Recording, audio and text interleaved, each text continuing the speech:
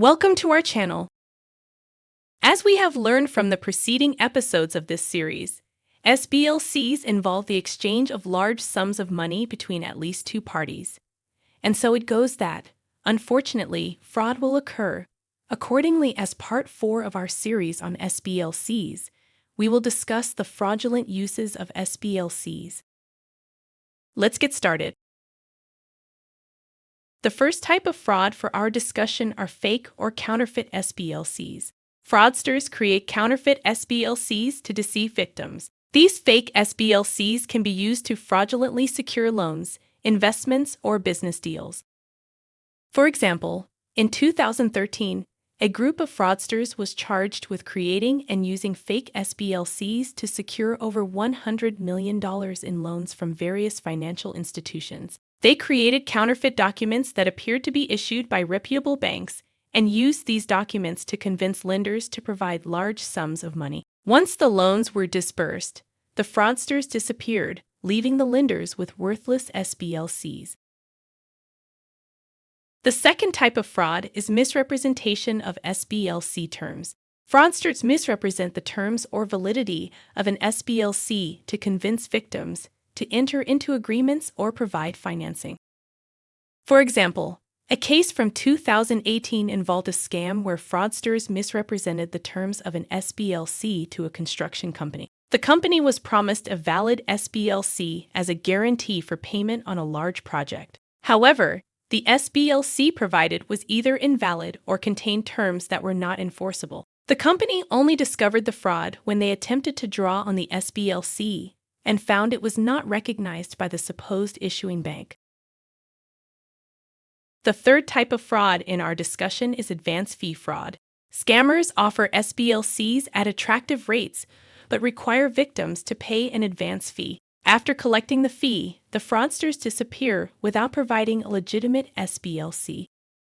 For example, in 2020, a fraud ring in Europe was exposed for offering SBLCs to small businesses at below market rates. The fraudsters required an advance fee for processing and issuance. After collecting the fees, which ranged from $10,000 to $50,000 per victim, the fraudsters disappeared, leaving the businesses without the promised SBLCs and out of pocket.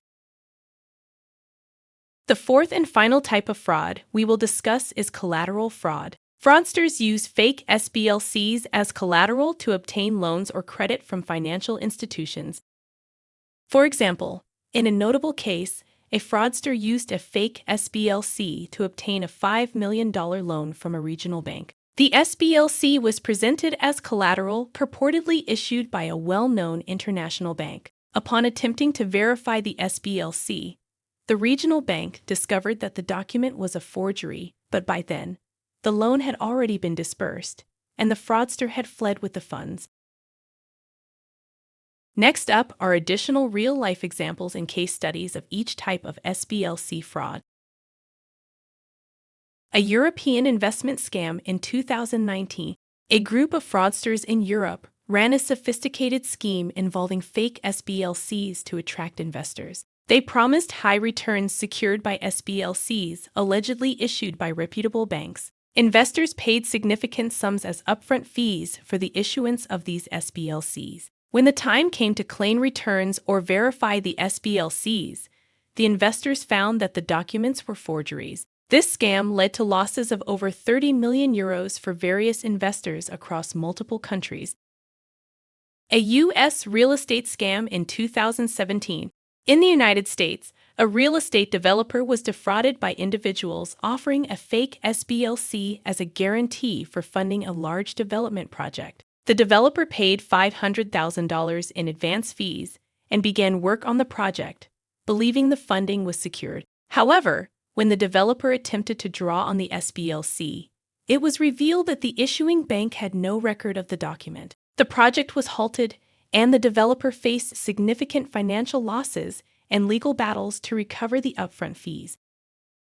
An international trade fraud in 2015.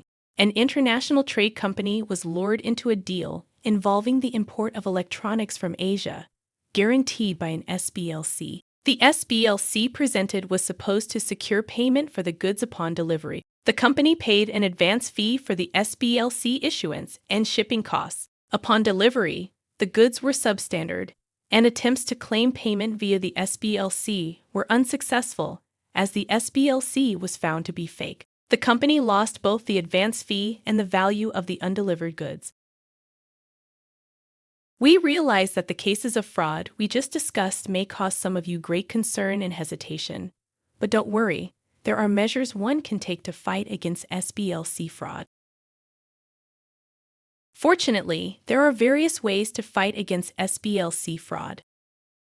The first method is verification. Verification is completed by making direct contact with the issuing bank and via SWIFT messages. Always verify the authenticity of an SBLC directly with the issuing bank through official channels, and use the Society for Worldwide Interbank Financial Telecommunication, better known as SWIFT, network for verification, as genuine SBLCs are often transmitted via SWIFT.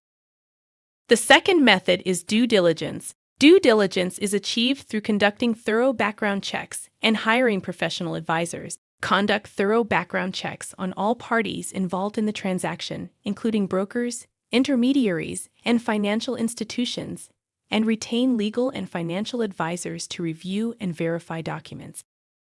The third method is regulatory compliance. Regulatory compliance is enforced through anti-money laundering, AML, measures, and Know Your Customer, KYC, policies. Strict AML measures detect and prevent fraudulent transactions, whilst rigorous KYC policies ensures all parties involved in SBLC transactions are legitimate and trustworthy. By understanding these detailed aspects of SBLC fraud and taking preventive measures, businesses and financial institutions can better protect themselves from falling victim to such schemes.